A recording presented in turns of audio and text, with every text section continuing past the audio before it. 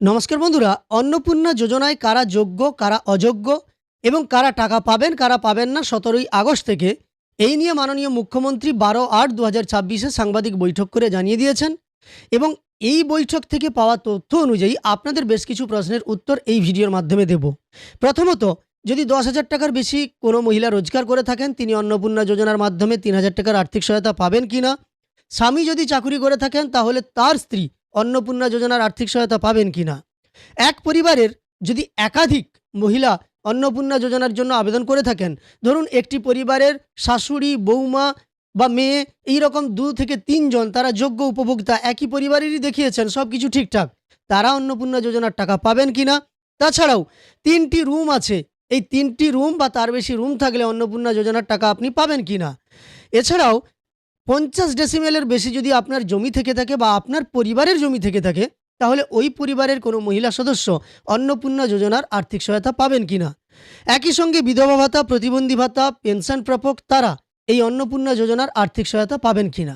এই সমস্ত প্রশ্নের উত্তর আপনি এই ভিডিওতে পেয়ে যাবেন, তাই ভিডিওটি অবশ্যই শেষ পর্যন্ত দেখতে থাকুন। আর চ্যানেলে নতুন এসে থাকলে প্রতিনিয়ত গুরুত্বপূর্ণ ভিডিওর তথ্য পাওয়ার জন্য চ্যানেলটিকে সাবস্ক্রাইব করে পাশে থাকা নোটিফিকেশন বেল আইকনটা অল করে রাখুন। ফেসবুক থেকে দেখে থাকলে অবশ্যই পেজটিকে ফলো করে রাখুন। দেখুন, প্রথমত মাননীয় মুখ্যমন্ত্রী যেটা জানিয়েছেন যে 19/5/2026 যে নোটিফিকেশন অন্নপূর্ণা যোজনা সংক্রান্ত প্রকাশ করা হয়েছিল, যেখানে জানানো হয়েছিল 25 থেকে 60 বছর বয়সী মহিলারা অন্নপূর্ণা যোজনার মাধ্যমে আর্থিক সহায়তা পাবেন। ওই পরিবার যদি ইনকাম ট্যাক্স পে করেন, তাহলে কিন্তু অন্নপূর্ণা যোজনার মাধ্যমে আর্থিক সুবিধা পাবেন না। বা পেনশন প্রাপক বা সরকারি চাকুরি করা কোনো মহিলা অন্নপূর্ণা যোজনার মাধ্যমে আর্থিক সহায়তা পাবেন না। এই ধরনের বেশ কিছু সেখানে কিন্তু নির্দেশ দেওয়া ছিল। সেই অর্ডার কপি বা সেই নোটিফিকেশন বজায় থাকছে, তবে বেশ কিছু ক্ষেত্রে শিথিল করা হয়েছে নিয়ম। তাছাড়াও 8/7/2026 একটি অর্ডার কপি আমরা দেখেছিলাম, যেখানে বিডিওরা বিভিন্ন প্রশ্ন করেছিলেন। সেখানে 3টে রুম, 50 ডেসিমেলের বেশি জমি বা সরকারি চাকুরি যদি স্বামী করে থাকেন, এই ধরনের প্রশ্নগুলো উঠে এসেছিল। সেই পরিপ্রেক্ষিতেও বেশ কিছু নিয়মকে শিথিল করে মাননীয় মুখ্যমন্ত্রী যা জানালেন যে 25 থেকে 60 বছর বয়সী মহিলারা এই অন্নপূর্ণা যোজনার যোগ্য হবেন।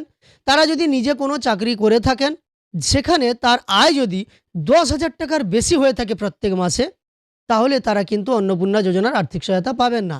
অর্থাৎ এখানে পরিষ্কারভাবে জানিয়ে দেওয়া হলো, আশাকর্মী, আইসিডিএস, সিভিক ভলেন্টিয়ার, পার্শ্ব শিক্ষক, এই ধরনের যারা 10,000 টাকার বেশি প্রত্যেক মাসে উপার্জন করে থাকেন, তারা কিন্তু অন্নপূর্ণা যোজনায় অন্তর্ভুক্ত হতে পারবেন না। এবার যদি কোনো পরিবার ইনকাম ট্যাক্স পে করে, তাহলেও কিন্তু সেই পরিবারের সদস্যরা আর্থিক সহায়তা অন্নপূর্ণা যোজনার মাধ্যমে 3,000 টাকা পাবেন না। 19/5/2026 তারিখে 2411-WCD নম্বর বিজ্ঞপ্তির মাধ্যমে তারা একটা মোটামুটি এসওপি দেয়, তার ভিত্তিতেই ভেরিফিকেশন হয়েছে। এবং এই ভেরিফিকেশনে যারা যোগ্য বিবেচিত হয়েছেন, বৈধ হয়েছেন, তাদের অর্থ 17 তারিখ থেকে প্রদান করা হবে।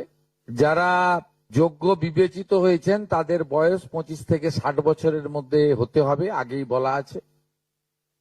কেন্দ্রীয় বা রাজ্য সরকার, কোন বিধিবদ্ধ সংস্থা, সরকারি আন্ডারটেকিং, পঞ্চায়েত, পৌরসভা, সরকার, সরকারি সাহায্যপ্রাপ্ত শিক্ষা প্রতিষ্ঠান অর্থাৎ শিক্ষক, শিক্ষাকর্মী,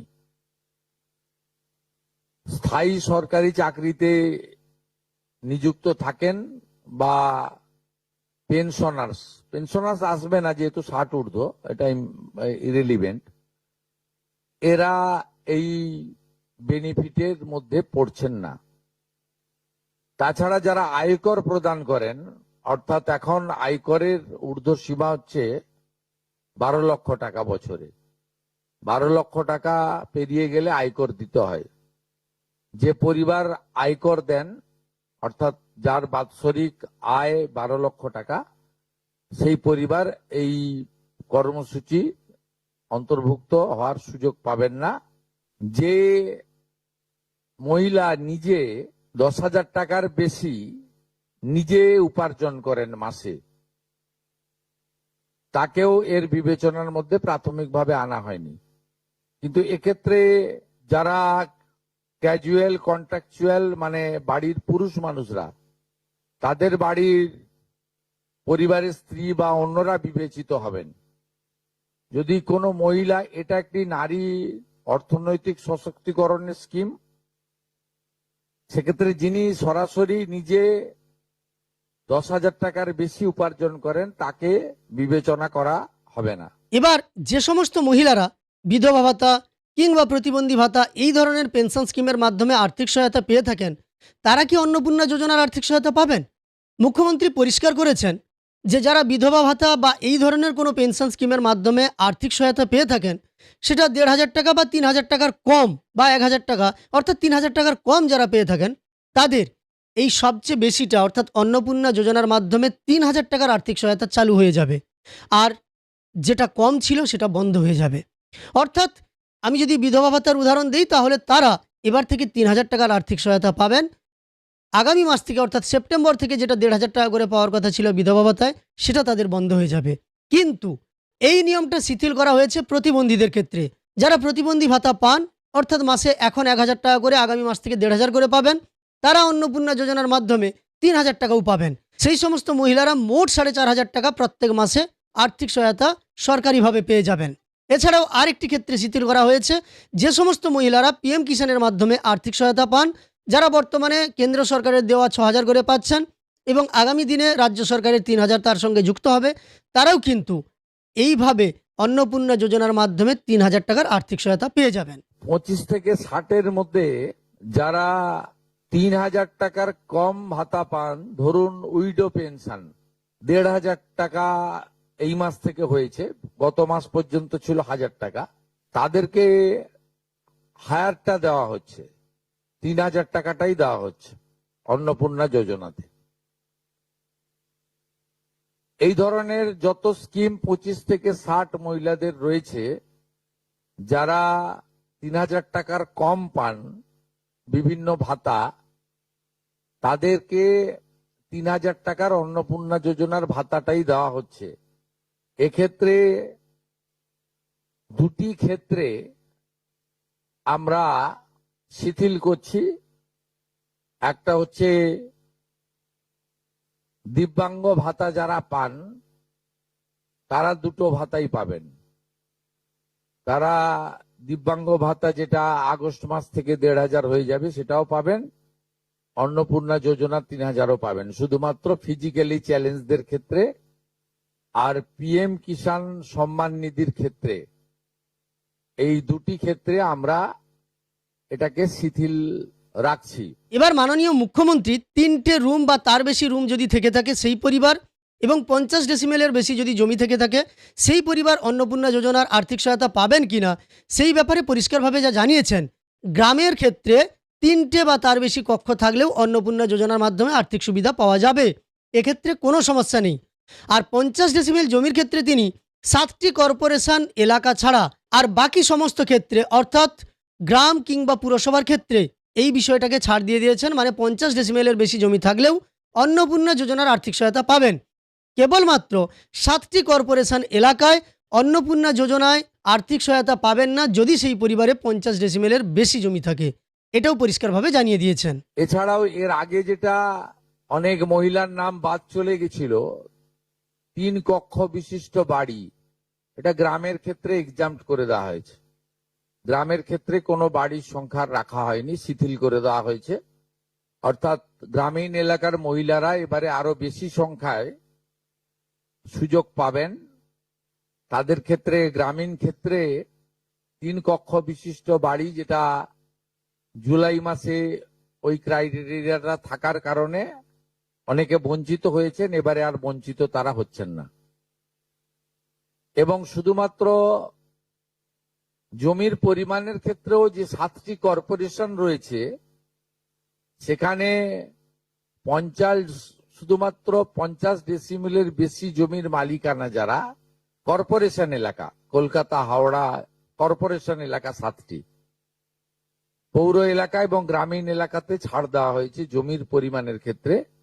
এর ফলেও আরো অধিক সংখ্যক মহিলা, গ্রামীণ মহিলারা বিশেষ করে, এবারে আপনার অর্থ পাওয়ার ক্ষেত্রে সুযোগ পাবেন। এরপর সাংবাদিকদের পক্ষ থেকে দুটি গুরুত্বপূর্ণ প্রশ্ন এসেছিল।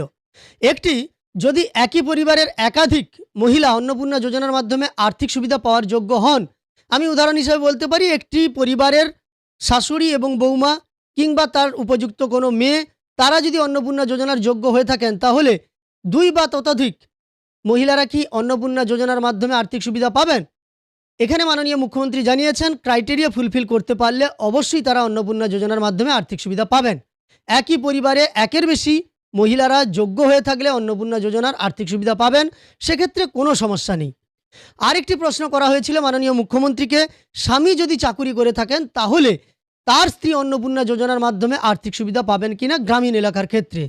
মাননীয় মুখ্যমন্ত্রী এক্ষেত্রে যেটা পরিষ্কারভাবে জানিয়েছেন, অন্নপূর্ণা যোজনায় যে সমস্ত মহিলাদের স্বামী কন্ট্রাকচুয়াল বেসিসে কাজ করেন, যারা স্থায়ী কোনো চাকুরি করেন না, সেখানে তিনি সেভাবে উল্লেখ না করলেও ধরুন উদাহরণ হিসাবে বলা যায় কেউ শিক্ষকতার চাকরি করেন, স্থায়ীভাবে সরকারি চাকরি যারা করেন, তাদের স্ত্রী কিন্তু অন্নপূর্ণা যোজনার মাধ্যমে আর্থিক সুবিধা পাবেন না, এমনটাই মাননীয় মুখ্যমন্ত্রীর উত্তরে বোঝা যাচ্ছে। আপনি নিজেও শুনে দেখুন। এবার যারা কন্ট্রাকচুয়াল বেসিসে কোনো কাজ করে থাকেন, তাদের স্ত্রীরা অন্নপূর্ণা যোজনার মাধ্যমে আর্থিক সুবিধা পাবেন, এমনটা মাননীয় মুখ্যমন্ত্রী পরিষ্কারভাবে জানিয়ে দিয়েছেন। হ্যাঁ, যেটা হচ্ছে পরিবারে কজন পেতে পারে, ধরা যাক মা, ছেলের বউ বা মেয়ে একই পরিবারে, তো এরা যদি এই আমাদের যে বেনিফিট গাইডলাইন আছে, গাইডলাইনের মধ্যে যারা পড়বেন তাদেরকেই দেওয়া হবে।